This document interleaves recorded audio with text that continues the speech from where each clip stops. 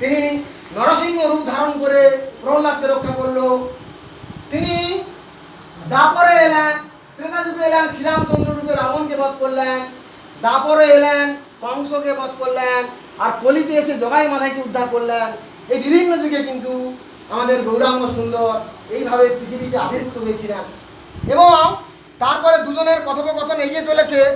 বলছে ব্রজের খেলা ছিল দৌড়াদৌড়ি, এবার নদের খেলা হবে গড়াগড়ি। আমি এই নদে যে খেলবো, ভগবান যেখানে অবস্থান করে, আমি এইটা যদি এগিয়ে নিয়ে যেতে পারি কয়েকদিন বুঝতে পারবেন। ভগবান গৌরাঙ্গ সুন্দর যেখানে অবস্থান করে আর তার কথা যেখানে হয় সেখানে বৃন্দাবন হয়। এটা চৈতন্য চরিতামৃতে ব্যাখ্যা আছে, আমি বলবো।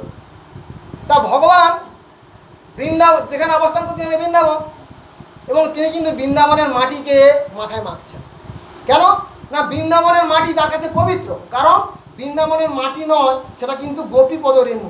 ওই জন্য বলছে বজে ছিল মোর ধরা চড়া, এবার হবে কৌপিন করা। অর্থাৎ উনি সন্ন্যাসী রূপ ধারণ করেছেন। তখন বলছে তুই কি সেই ব্রজের কানাই, তবে কেন তোর ময়ূর চূড়া নেই? তখন বলছে ব্রজের খেলা ছিল দৌড়াদৌড়ি, এবার নদের খেলা হবে গড়াগড়ি। সেটা গড়াগড়ি কি করে? অঙ্গে মাখো মাখো হে না ব্রজের চূড়া, অঙ্গে মাখো মাখো হে না ব্রজের চূড়া, ওরে চূড়া মানে গোপী পদ রেণু, চূড়া মানে গোপী পদ রেণু, সেই কথা বঞ্চা করে অঙ্গের ব্যথা কানু, হে মাখো মাখো হে না ব্রজের চূড়া, অঙ্গে মাখো মাখো হে না ব্রজের চূড়া, অঙ্গে মাখো মাখো হে না ব্রজের চূড়া। এইভাবে কিন্তু তিনি ধুলায় গড়াগড়ি খেলে ভক্তের চরণ রেণু। ভাবতে পারেন গৌরাঙ্গ সুন্দরের অবদান, তিনি মাটিতে গড়াগড়ি করে স্বয়ং ভগবানের অবতার হয়ে। মানে আমরা জানি যে যেটা হচ্ছে বারবার বলা হয়েছে, নন্দসুত বলে ভাগবতে যারে পাই, সেই কৃষ্ণ অবতরী চৈতন্য গোসাই।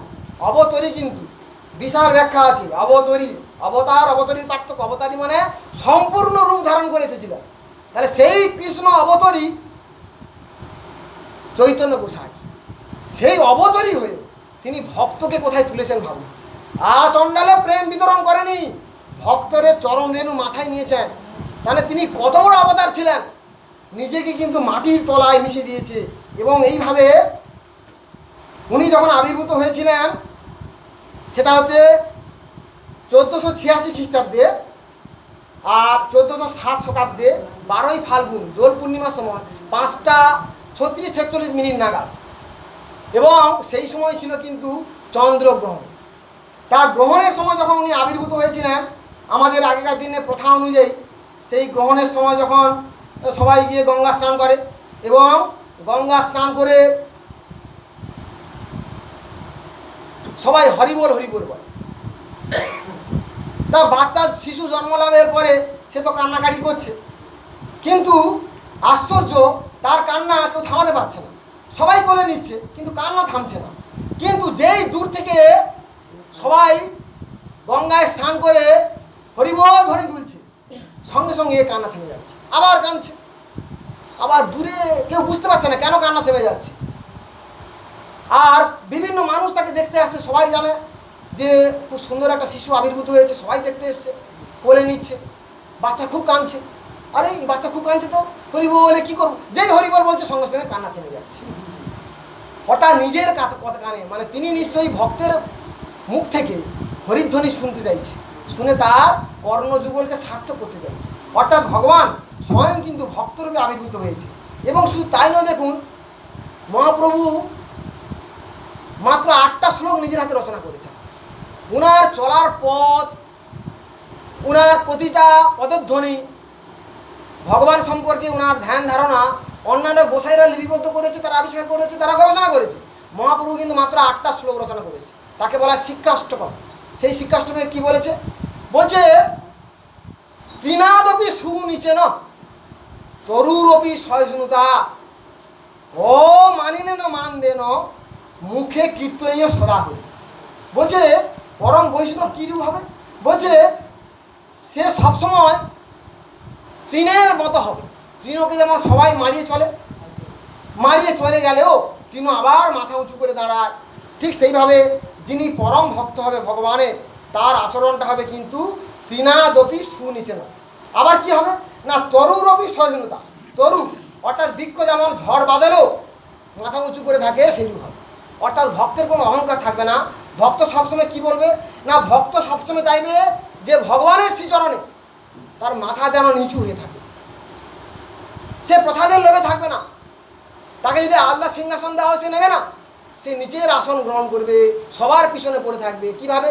ওই আসন তলে,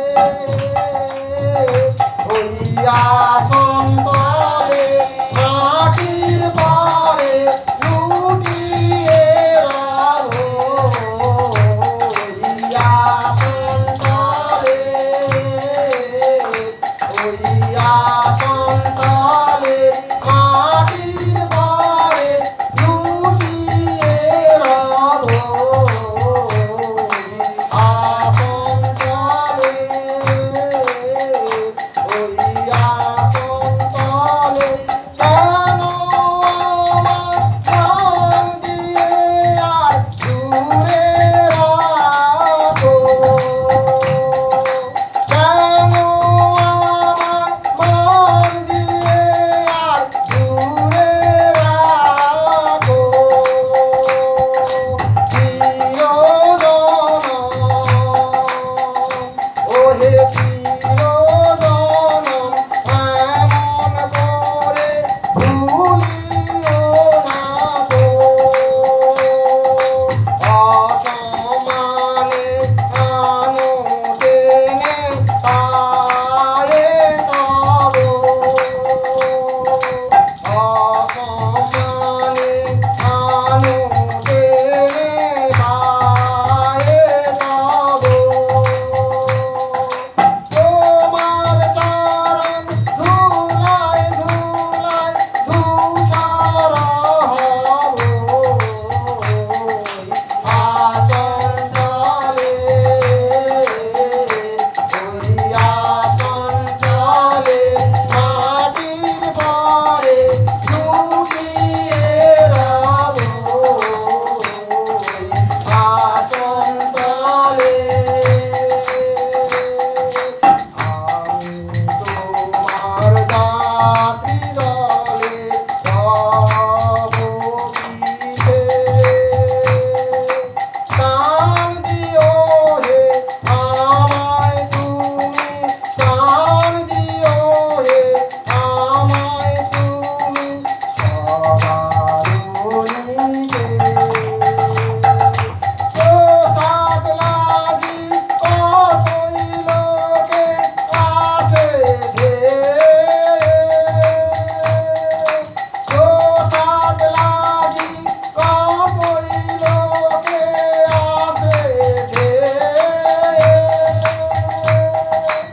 আমি কিছু ওহে আমি কিছু চাইব না তো রইব চেয়ে, সবার শেষে যা বাকি রয় তাহাই লব, তোমার চরণ ধুলায় ধুলায় ধূসর হব, আসন তলে, ওই আসন তলে মাটির পরে লুটিয়ে রবো, ওই আসন তলে। কবিগুরুর এই গানটা কোথা থেকে এলো? আমি তো বলবো মহাপ্রভু যে বলেছিল তৃণাদপি সুনিচেন তরুরপি সহিষ্ণুতা অমানিনেন মানদেন মুখে কীর্তনীয় সদা হরি। কবিগুরু ছোটবেলা তার বাড়ির পাশে ধনঞ্জয় পণ্ডিতের বাড়িতে যেত কীর্তন শুনতে। সেই ধনঞ্জয় পণ্ডিতের 13তম পুরুষ রাধা বিনোদ ঠাকুর ভাগবতে সারা ভারত আলোড়ন সৃষ্টি করেছে। সেই রাধা বিনোদ ঠাকুর কিন্তু ধনঞ্জয় পণ্ডিতের উত্তরাধিকারী। অসাধারণ ভাগবত পাঠক, শুনবেন ইউটিউবে। যাই হোক, সেই রাধা বিনোদ ঠাকুরের যে 14তম মানে আগের পুরুষ ধনঞ্জয় পণ্ডিতের বাড়িতে কবিগুরু গিয়ে কিন্তু কীর্তন শুনত এবং তার লেখনীতে কীর্তনের ছায়া পরিষ্কার বোঝা যাচ্ছে। শুধু তাই নয়, আমাদের যে জাতীয় সঙ্গীত সেখানে কি বলা হয়েছে, জয় হে জয় হে জয় হে জয় জয় জয় জয় হে। জাতীয় সঙ্গীত তো এইভাবে গাওয়া যায় না, তাই আমি শেষের লাইনটা বললাম। এই যে জয় হে কোথা থেকে এলো? আমাদের কীর্তন শেষ হলে আমরা কি বলি, নিতাই গৌর হরি বল হরি বল হরি বল নিতাই গৌর হরি বল হরি বল হরি বল। ওখান থেকে কবিগুরু সুরটা নিয়ে ভারতের জাতীয় সঙ্গীতে সেই সুরটাকে উনি সম্পূর্ণ সমাদৃত করলেন। ভাবতে পেরেছেন কীর্তনটা বা বৈষ্ণব ধর্মটা ওনার মধ্যে কেমন প্রভাব বিস্তার করছে গভীরভাবে। কি বলেছিল, মরণ রে তু মম শ্যাম সমা। যাই ওদিকে আমি আলোচনায় যাচ্ছি না, এখানে ফিরে আসি। অসাধারণ বাজনা হচ্ছে, গান গাইতে খুব ভালো লাগছে আপনাদের চরণে।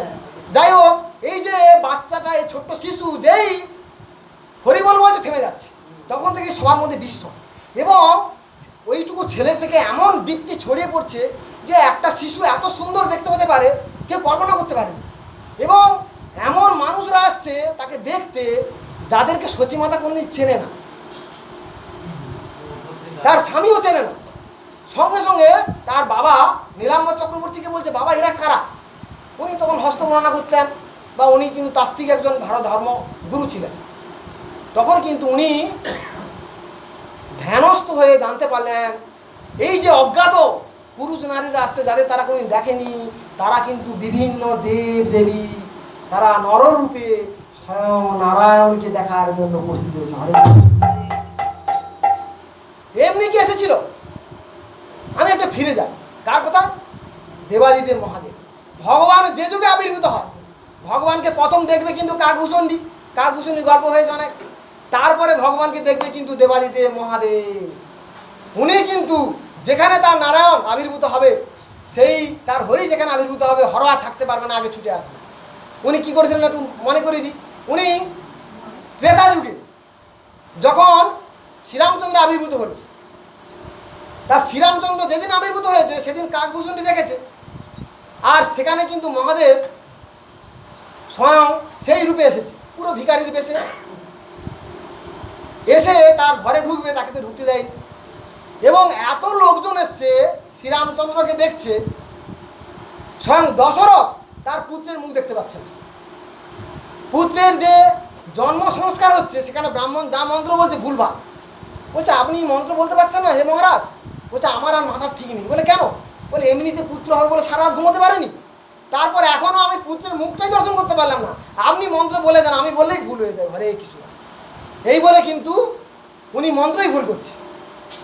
এত মানুষ দেখতে আসছে, তার পিতা পুত্রের মুখ দর্শন করার সুযোগ পায়নি, তার পিতা পায়নি। আর একটা সাধু বেশে দেবাদিদেব মহাদেব এসে কী করে পারবে? যেই ঠেলাঠেলিতে গেছে এমন ধাক্কা খেয়েছে, মহাদেব একবারে গিয়ে সরয়ূ নদীর পাকে পড়ে গেছে। যেই পাকে পড়েছে, যত নড়ছে আরো পাকে হেঁটে যাচ্ছে। আর ওদিকে কাকভূষণী ডালে বসে বসে হাসছে। মহাদেব তো বুঝতে পেরেছে কে, তুই হাসছিস? বলে, তুমি তো দেখতে পেলে না, আমি দেখতে পেয়েছি। তখন বলছে, কি করে দেখা যায় বল দেখি? বলে, সে উপায় হবে, আগে তুমি ওঠো। তখন কাকভূষণী তার চেলা রূপে, ছোট করে দিচ্ছি, মহাদেবকে তুলে বললো, এক কাজ করো, আমি তোমাকে দেখার ব্যবস্থা করে দেবো, কিন্তু তোমাকে কথা দিতে হবে। কি না, আমি যেন শ্রীরামচন্দ্রকে একটু স্পর্শ করতে পারি, এই সুযোগ করে দিতে হবে। বলে, হ্যাঁ দেখে করে দেবো, আমি দেখলে তুই স্পর্শ করার সুযোগ পাবি। বলে, ঠিক আছে, তাহলে এক কাজ করুন, আপনি এখানে অপেক্ষা করুন। কিছু সময়ের পরে কৌশল্যার যে দাসী, মূল দাসী, সে এখানে জল আনতে আসবে, আর সেখানেই কিন্তু আমি একটা সুন্দর ফাঁদ পাবো। কীভাবে? বিশ্বজোড়া ফাঁদ পেতেছ কেমন ফাঁকি, আধে ধরা পড়েছি গো, আধে গাছে বাকি। বিশ্বজোড়া ফাঁদ পেতেছ কেমন ফাঁকি, আধে ধরা পড়েছি গো,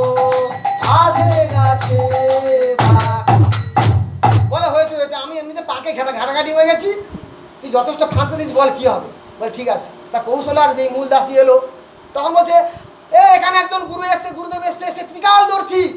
যে ছেলের হাত দেখবে, ছোট্ট শিশুর হাত দেখে সে আগের জন্মে কি ছিল, বর্তমানে কি হবে, পরের জন্মে কি হবে, সব বলে দেবে। এ ত্রিকালদর্শী হিমালয় থেকে নেমে এসেছে।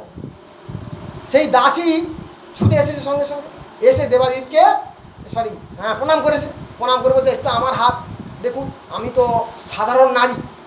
তখন তার হাত দেখে বলছে না, তুমি সাধারণ নারী নাও, তুমি লোকের গৃহে কাজ করতে পারো, কিন্তু তুমি রাজগৃহে কাজ করো। আরে কী করে জানলো? বলে হ্যাঁ, তুমি রাজগৃহে কাজ করো, সুতরাং তুমি কোনো সাধারণ নারী নও। শুধু তাই নয়, তোমার স্বামীর সঙ্গে একটু খটমট লাগে। আরে কী করে জানবো? সব নারীর সঙ্গে স্বামীর খটমট হয়, তো হবেই। যত বিরহ হবে তত প্রেম হবে, তো হবেই, স্বাভাবিক। কিন্তু বলে দিচ্ছে সাধারণ নারী তো। বলছে হ্যাঁ তাই তো, আমার স্বামীর সঙ্গে প্রায় আমার দ্বন্দ্ব হয়। বলে হ্যাঁ দ্বন্দ্ব হয়। বলে এর থেকে উপায় কী?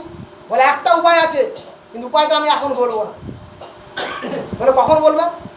ওই যে রাজার যে পুত্র হয়েছে না, তাকে যদি আমাদের দেখার সুযোগ করে দাও, রানীমাকে গিয়ে বলবে যে আমি সমস্ত হাত থেকে সব বলে দিতে পারি, তোমার হাত থেকে বলে দিচ্ছি, তার হাত থেকে বলে দেবো, তবেই আমি তোমার এই যে বিপদ থেকে উদ্ধারের রাস্তা বলবো। বলে ঠিক আছে। এই বলে সেই মূল দাসী গিয়ে কৌশলাকে বলেছে যে জানেন, একজন গুরু এসছেন, তিনি স্বয়ং হিমালয় থেকে নেমে এসেছে, ত্রিকালদর্শী, হাত দেখে বলে দেয় একটা পুত্র আগের জন্মে কী ছিল, এখন কি হবে, পরে কি হবে। বলে সে কি? বলে হ্যাঁ, তাকে নিয়ে আগে আমার ছেলে হয়েছে। এই বলে দেবাদিদেব মহাদেবকে ডেকে এনেছে। আর মহাদেব যখন ঢুকছে, সঙ্গে সঙ্গে কিন্তু সেই যে তার চেলা হয়েছিল কাকভূষণ, তাকে আটকে দিয়েছে দারোয়ানরা। আর মহাদেব পালিয়ে যাচ্ছে, আর কাকভূষণ গিয়ে দৌড়ে তার ধুতিটা টেনে দেয়, এই যে কোথায় চলে যাচ্ছ? আমার একলা যেতে ভয় করে, চলো গুরু যাই দুজনাতে। আমার একলা যেতে ভয় করে, চলো গুরু যাই দুজনাতে। বলছে আমার ভয় করছে, তুমি চলে যাচ্ছ কেন গুরু, আমাকে নিয়ে যেতে হবে। বলছে ওকে ছেড়ে দাও, ওকে ছেড়ে। বলে না না, রাজা বলেছে তোমাকে ছাড়া কাউকে ছাড়া যাবে না। বলে দেখো, আমি তো হস্তরেখা বিচার করবো, আর আমার বয়স হয়েছে, আমি ঠিক মতো রেখাগুলো দেখতে পাই না। ও রেখা দেখে বলে দেবে, তবেই কিন্তু আমি তার ভবিষ্যৎ বলব। তখন তাকে অ্যালাউ করলো। কাকভূষুণ্ডি এলো। কাকভূষুণ্ডি প্রথমে কিন্তু শ্রীরামচন্দ্রকে কোলে নিয়ে শিবের কোলে দিয়েছে, আর সঙ্গে সঙ্গে শ্রীরামচন্দ্র শিবকে জাপটে ধরেছে। না না না, ছেড়ে দেব না তোমায়, হিমালয়ে রাখবো, ছেড়ে দেব না তোমায়, বক্ষ মাঝে রাখবো, ছেড়ে দেব না। ছেড়ে দিলে সোনার গৌর আর তো পাবো না, ছেড়ে দেব না তোমায়, হিমালয়ে রাখবো, ছেড়ে দেব না তোমায়, বক্ষ মাঝে রাখবো, ছেড়ে দেব না। ছেড়ে দিলে সোনার গৌর আর তো পাবো না, ছেড়ে দেব না। সঙ্গে সঙ্গে যাপতে ধরবো। তাহলে দেখুন, ত্রেতা যুগে দেবাদিদেব মহাদেব কিন্তু উনি ভগবানের এত নাম গান করে, এত তপস্যা করে, শ্মশানে বসে থাকে। যে কোনো শ্মশানে দেখবেন আগে দেবাদিদেব মহাদেবের ছবি আছে। উনি শ্মশানে অবস্থান করছে, কারণ তার তৈরি, তার আরাধ্য দেবের তৈরি যে জীব, যাকে ফেলে দেয়, পুড়িয়ে দাহ্য করে দেয়, সেই ছাইটা মাখার জন্য অপেক্ষা করে থাকে, যে আমার প্রভুর সৃষ্টিটা কেমন সেটা আমি বক্ষে ধারণ করে আস্বাদন করি, তাই অপেক্ষা করে থাকি। আর আমরা ফেলে দিই। খুব দুঃখের কথা বলছি, এক প্রতিবেশী এখানে কয়েকদিন আগে তার প্রয়াণ হয়েছে, তার বাড়িতে গেলাম খুব সকালে। প্রত্যেকেরই পরিণতি হবে, খাটে তার দেহটা শায়িত হয়ে আছে, আর তার বউমা খুব ব্যস্ত হয়ে পড়েছে। তখন আমি আছি, সেরকম প্রতিবেশী কেউ নেই। তা বারবার বলছে ওনাকে নামিয়ে দাও, ঘরের বাইরে করে দাও। কেন? বলছে খাটে রাখতে নেই বেশি সময়। আপনার যে খাটটা এত প্রিয়, যে খাটে না ঘুমালে আমার ঘুম হয় না, আত্মীয় বাড়িতে এলে বলে আমি খাই না খাই, আমার ওই খাটেই দরকার। আপনার সেই হাতির দাঁতের পালঙ্ক না রইবে খালি পড়ে, ওখান থেকে তাড়াতাড়ি তুলে দেবে, তুলে বারান্দায় বের করে দেওয়া হবে। তুলতে পারছি না, আমার তো এত রোগা শরীর ঠিক মতো পাচ্ছি না। আর একজন আছে সেও রোগা, কোনো রকম বউ কষ্টে তুলে তাকে বাড়ির বাইরে বের করে দিলাম। বৌমা খুব ব্যস্ত হয়ে পড়েছে। ওই বৌমা না, সব বৌমাই তাই করবে, যে একে আর রাখা যাবে না, কারণ এর দেহ থেকে স্বয়ং গোবিন্দ বেরিয়ে চলে গেছে। আরে আপনার এত ধন সম্পত্তি তিল, তুই সঙ্গে দেবে এক মুঠো তিল, গোটা কয়েক করি, আর দেবে মাটির হাঁড়ি, মুখে বলবে হরি হরি হরি। সঙ্গে দেবে এক মুঠো তিল, গোটা কয়েক করি, দু চোখে তুলসী পাতা, সঙ্গে মাটির হাঁড়ি। বুঝতে পেরেছেন? এই পরিণতি আমাদের সবার হবে, এর জন্য সবাই প্রস্তুত থাকতে হবে। আরে গোবিন্দ যদি নেবে তার জন্য আতঙ্কিত হওয়ার কোনো কিছু দরকার নেই, আমাদের অপেক্ষা করে থাকতে হবে, আর যতদিন বেঁচে থাকবো ভালো কাজ করতে হবে। তাহলে ত্রেতা যুগে যেই মহাদেবের ওই সমস্যা হল, দাপরে আবার দুর্ঘটনা ঘটে গেছে। দাপরে যেই মহাদেব এসছে, উনি এসেছেন অষ্টমীতে, ভগবান আবির্ভূত হয়েছে। একাদশী গেল, অষ্টমী, নবমী, দ্বাদশী, একাদশী, দেবাদিদেব মহাদেব একাদশী পালন করে দ্বাদশীর পালন করার জন্য এসে উপস্থিত। বলছে জয় রামচন্দ্রের জয়, জয় নারায়ণ বলে হাজির। বলে আপনি কে? বলছে আমি পরম বৈষ্ণব, আমি দ্বাদশীর পারানটা তোমার গৃহে করতে চাই। বলে বলুন আপনার আটা চাল কি লাগবে? বলে না, আটা চাল তো লাগবে, কিন্তু তোমার যে নতুন শিশু হয়েছে না, আমি একটু তাকে বক্ষে ধারণ করে তারপর আমি দ্বাদশী পালন করবো। বলে ও হবে না, ও হবে না, কিছুতেই তাকে ঢুকতে দেবে না। তখন সেখানে কিন্তু ছোট্ট কানাই কান্নাকাটি শুরু করেছে, ঘরের জোরে কাঁদছে। তখন বলছে মহাদেব, আচ্ছা তোমার ছেলে খুব কাঁদে? বলে হ্যাঁ, ছেলেটা কাঁদে। বলে কাঁদলে সহজে থামে না? বলে না গো, সহজে থামে না। বলে আমি একটা মন্ত্র জানি, আমি যদি সেই মন্ত্র বলি কান্না থেমে যায়। বলে তাহলে শিখিয়ে দাও। বলে শিখাবো, আগে ওকে আমাকে বলে দাও। তখন মা তাকে ভিতরে অ্যালাউ করলো। বলে তার দিকে দরজা বন্ধ করে দিই, উত্তরের দরজা, দক্ষিণের দরজা, পূর্বের দরজা, পশ্চিমের দরজা, রাজবাড়ি তো সব দরজা বন্ধ করে দিয়েছে, যদি নিয়ে পেলা। তা মহাদেব ভিতরে ঢুকেছে, আর কানাই কিন্তু কাঁদছে। কেন? হরি আর হরের মিলন হবে, হরিহর আত্মা জোরে মিলিত হবে। কানাই খুব জোরে জোরে কাঁদছে।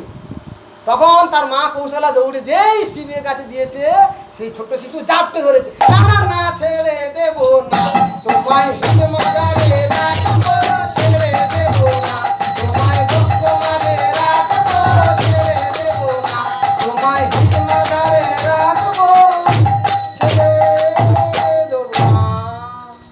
দুটো যুগের ঘটনা বললাম। কিন্তু কলিতে যখন ভগবান আবির্ভূত হবে, তখন শিব পার্বতীকে বলছে, বলে আমি এই রূপা ধৈর্য ধরতে পারছি না, ভগবান আসার পূর্বে আমি যাব।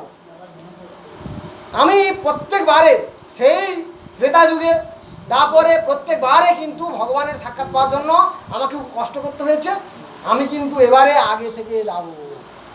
তখন পার্বতী কি হলো? পার্বতী হলো সীতা ঠাকুরানী, আর মহাদেব হলো অদ্বৈত আচার্য। উনি এসে কি করতেন? প্রত্যেকদিন গঙ্গার ঘাটে এসে কিন্তু তুলসী পাতা দিয়ে গঙ্গার ঘাটে অঞ্জলি দিত। প্রত্যেক দিন মহাদেব গঙ্গার ঘাটে আসতো এবং এসে তুলসী পাতা দিয়ে অঞ্জলি দিত এবং কি বলতো? মাধব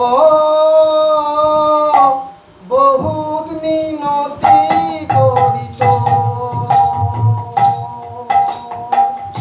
এই তুলসী তিল এ দেহ সমর দিলু, এই তুলসী তিল এ দেহ সমর দিলু, দয়া জনু নাথ রবিম মাধব বহুত মিনতি করিত, মাধব বহুত মিনতি করিত,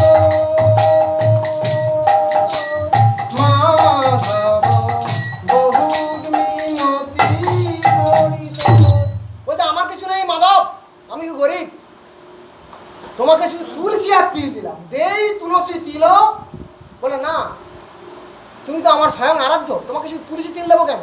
বলছে দেই তুলসী তিল এ দেহ সমর্পিলু, শুধু তুলসী তেল নয়, আমার পুরো দেহটাকে তোমার জন্য সমর্পণ করলাম, হে মাধব তুমি আবির্ভূত হও। এই বলে তুলসী পাতা যেই জলে ভাসিয়ে দিত, জলের অনুকূলে না গিয়ে, মানে টানের অনুকূলে না গিয়ে সেই তুলসী প্রতিকূলে ভেসে যেত।